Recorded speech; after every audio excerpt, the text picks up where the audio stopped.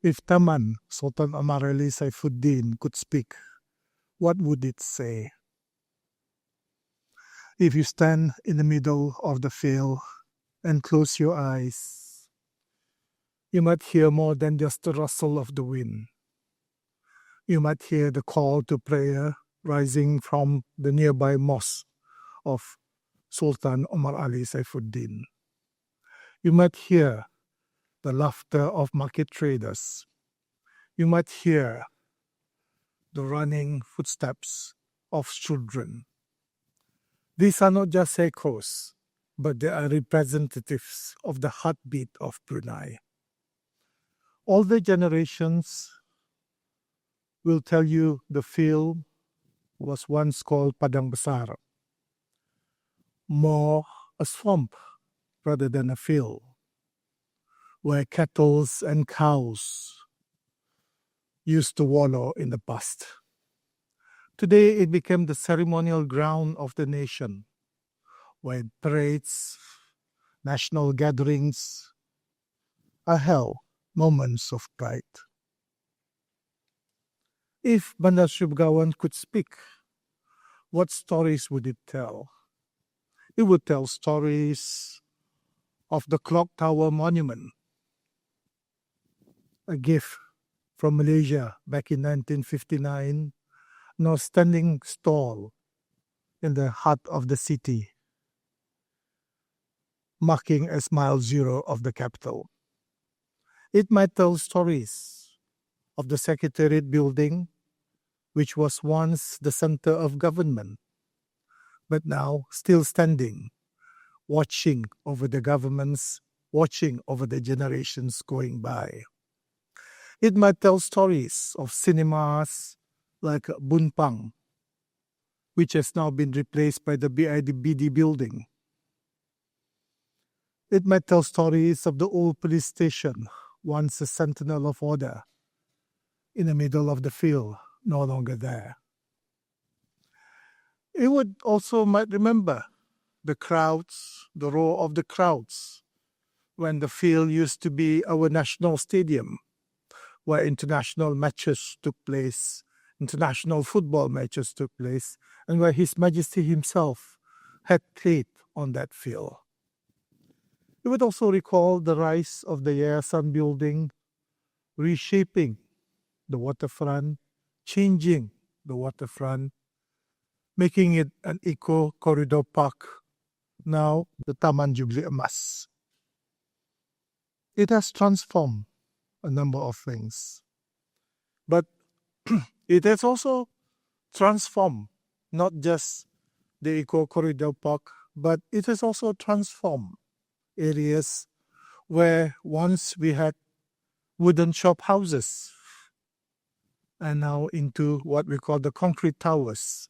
Our city has lived on land, has lived on the water, and now has lived on land. We have moved away.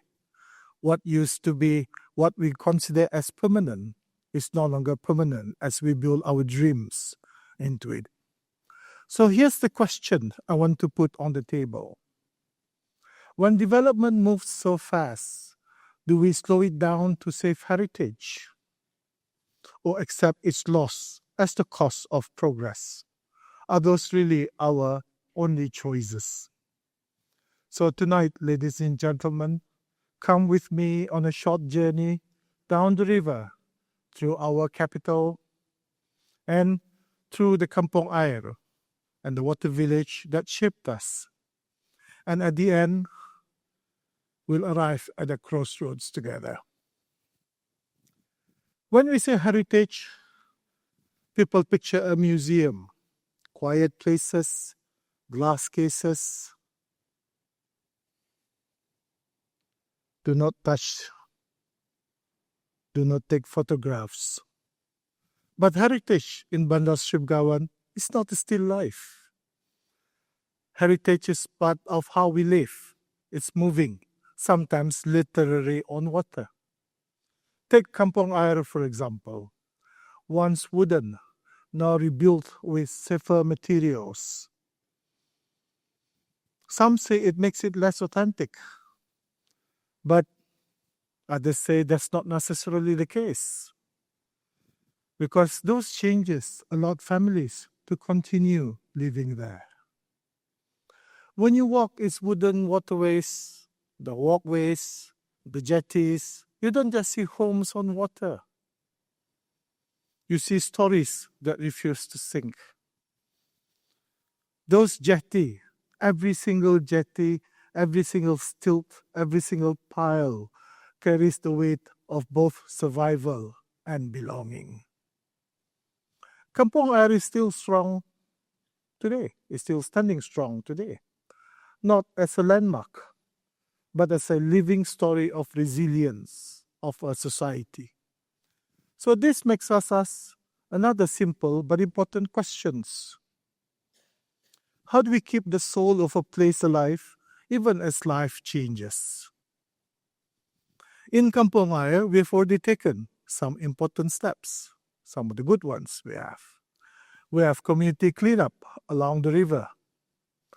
The Cultural and Tourism Gallery keeps our crafts and stories visible. Schools bring children to Kampong Air so they can see, they can touch, they can feel, and they can hear life on the water for themselves. And with safer bridges and upgraded homes, families can still live and continue to live in Kampong Air without losing the essence of the place. But what else can we do?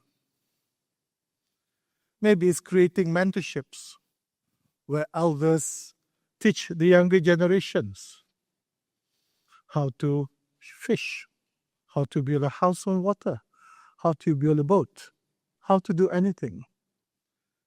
Maybe we could also have floating classrooms that teach biodiversity and water quality, while also collecting stones from every stop. Or turning waste into something useful, like furniture, art, perhaps even parts for boats.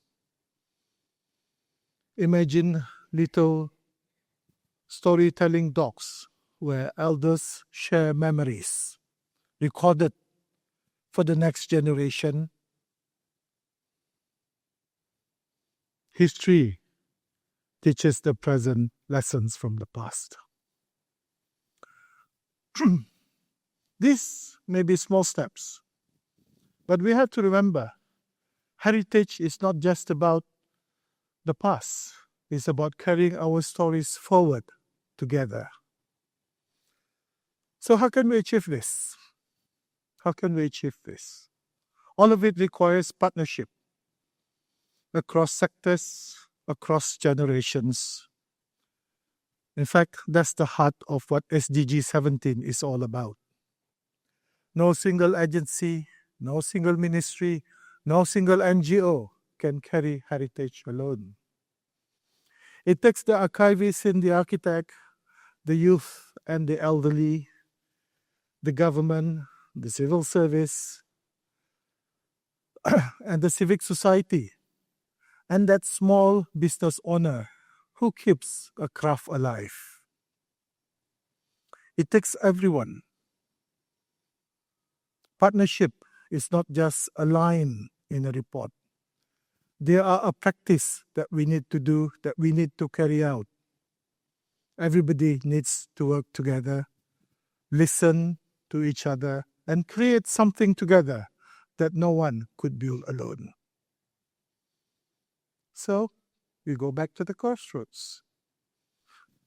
As a member, or rather a former member of the Brunei Museum's board, our debate has often been around what we call preservation versus conservation. Do we stop development to save heritage? Or do we accept the loss in the name of growth? Honestly speaking, those choices are very limited. Perhaps there is an actual third path.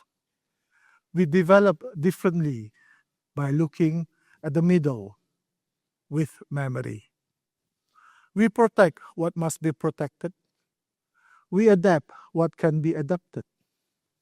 This is where tradition meets modernity. Now, standing back at the Taman Sultan Omar Ali Saifuddin, the city has changed so much. But at the same time, so much hasn't. And coincidentally, today is also the 55th anniversary of the renaming of Bandar Brunei, or the Brunei town, as Bandar Sri Begawan. It is a name that honors our past and anchors our identity as we move forward. Brunei has changed 1,000 times, yet keeps finding itself once again. The fields still hear the whispers of our past. The question is, will our children? Tradition and modernity are not rivals, they are partners. Tradition and modernity are co-authors of a future worth inheriting. Ladies and gentlemen, before I end, in hopes this will tingle your mind long after tonight, I leave you with this question.